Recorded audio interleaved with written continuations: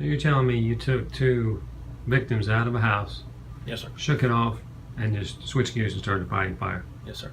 And on early Tuesday morning, we got dispatched to assist Johnson's Crossing with a structure fire with two people still inside the house. I do believe we were dispatched at about 2:42 in the morning. It took us roughly about 12 minutes to get there. It's on 1461 County Road 706. Now this is outside of your normal territory area, right? It's This a is mutual a- aid situation. It's a mutual aid situation. It's a little ways outside of ours, so it took us a little bit to get there. On our arrival, Johnson Crossing was already on scene. They had already started firefighting activities to the south side of the house where a majority of the fire was. There was an extremely amount of fire to that side. And my crew, Engine 1 crew, we decided to go ahead and perform a rescue of the house of the two people that were still inside. Now you knew that both by radio and confirming that when you got on scene, right? Yes, yes.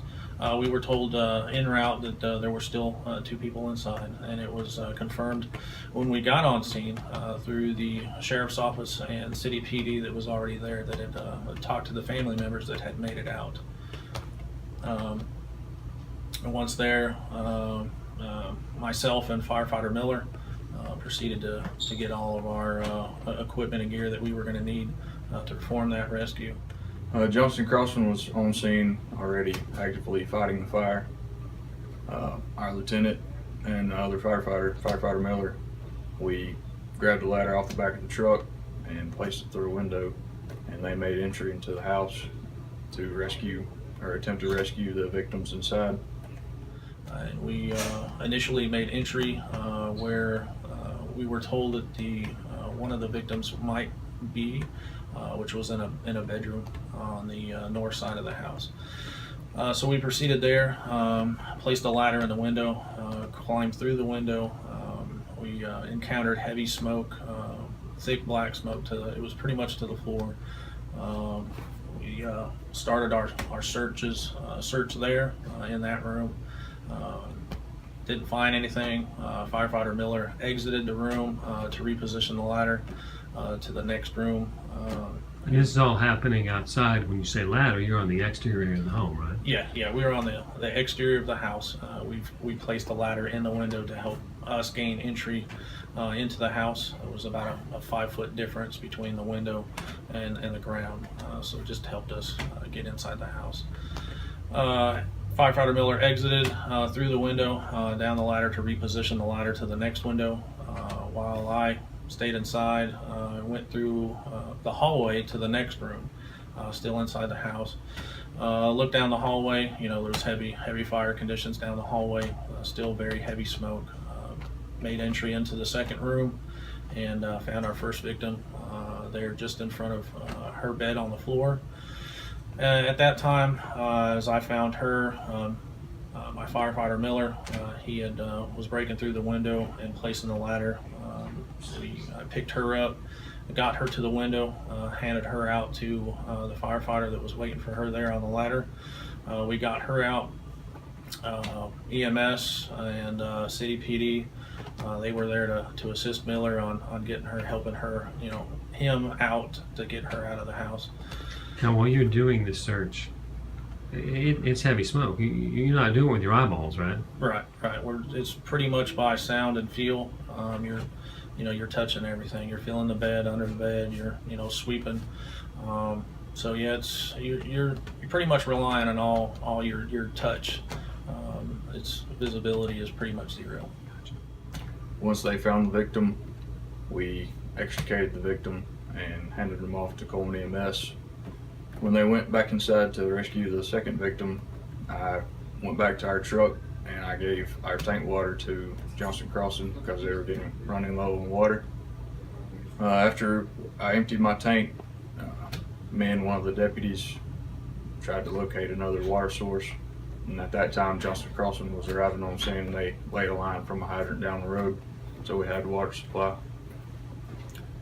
After that, The second victim was extricated and handed off to Cullman EMS. And so you got Mrs. Bias out of the structure. Then what'd you do? After we got her out of the structure, I exited through the window, and we still had one. We still had one victim that was unaccounted for. So firefighter Miller and I, we went to the front door. There was still heavy fire to the south side of the structure, the living room, pretty much the carport area. We made entry through the front door. There it was open. Johnson's Crossing was doing a great job at keeping the fire knocked down enough to where we could make entry into the front door. And Well, you had live fire on your right side as you went in, correct? yes, Yeah. yes, it was pretty much fully involved to the right side as we were going in. We started doing our search in the living room, making our way back towards the bedroom area and hallway where we had found our second victim in the house. And she was really close, right next to the back door.